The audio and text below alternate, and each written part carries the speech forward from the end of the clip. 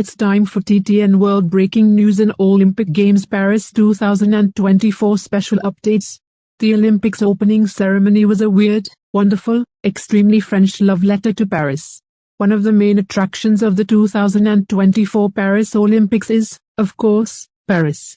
The City of Lights and its many world-famous landmarks will take center stage at this year's Games, while equestrians will compete at Versailles.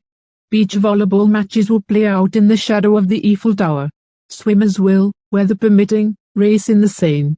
But it's hard to imagine that any one event will offer as magnificent a tribute to Paris as Friday's opening ceremony, which eschewed the confines of a stadium and made the entire city its stage. The ceremony, which took place in the hours surrounding sunset in France and will re-air in enhanced form at 7:30 p.m. ET on NBC, was occasionally weird, wildly ambitious, ultimately wonderful, and extremely French. The torch relay was a spectacle in itself, as French soccer superstars Zinedine Zidane carried the flame through the cafes and skate parks of Paris, before passing it off, in a metro tunnel, to a masked figure who would shepherd it over rooftops, across a zipline, and beyond, en route to the Olympic cauldron at the Trocadero.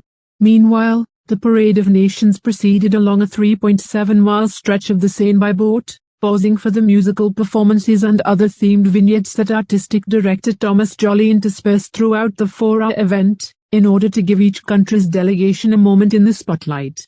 Each show-stopping moment, from Lady Gaga's surprise but not really appearance, during which she sang flawlessly in French, surrounded by dancers with feathery fans, to the unexpectedly moving sight of a pianist Alexander Cantora playing Revel in the Rain, was situated in an iconic Parisian setting. International pop sensation Ian Nakamura gave an energetic performance in a gorgeous, monochromatic, Olympics-appropriate gold ensemble, on the Pont des Chartres, which connects Scenes to Touch de France with the Louvre.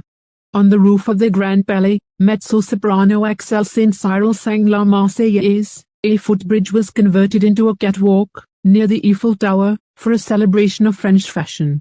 And in the ceremony's final minutes, there was Celine Dion, long rumored to be performing in Paris, singing Edith Piaf's hymn Now L'amour on a stage midway up the same tower, belting triumphantly for all the city and the world to hear. You didn't have to be her biggest fan to feel your heart swell at the sight, and, more to the point, the sound, of the singer, who had been sidelined by stiff person syndrome, back in top form. With all there is to feel hopeless about in 2024, it's hard to imagine a more elegant embodiment of resilience. As is often the case for events freighted with tradition, the most enjoyable moments tended to be the strangest, and the most idiosyncratically French, ones. Dozens of dancers in hot pink doing the can-can? Fantastique. Marie Antoinette holding her freshly decapitated, singing head, as the introduction to a set piece that would pair opera singer Marie Naviti with French metal stalwarts Gojira. Vive la Révolution. An ode to love and literature that began in the library and ended with what was, by all appearances, a manage Artrois entering an apartment and saucily closing the door on the camera operator. Ooh la la. It wouldn't be Paris without that frisson.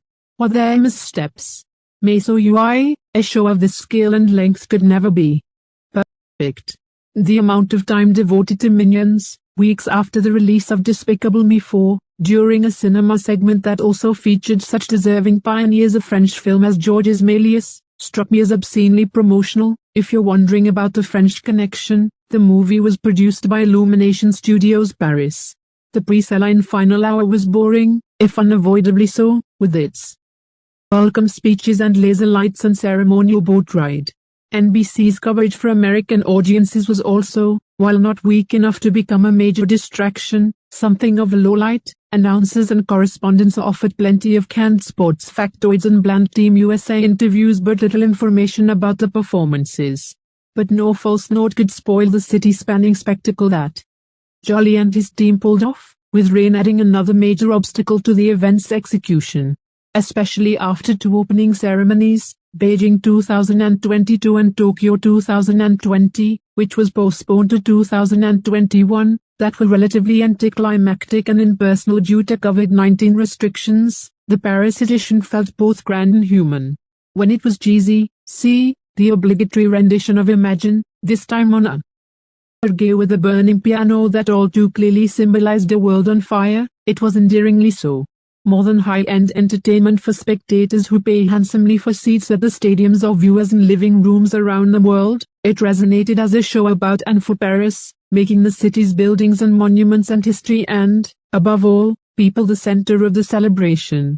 Please like, share, subscribe, YouTube channel, TTN World, and don't miss for more latest news.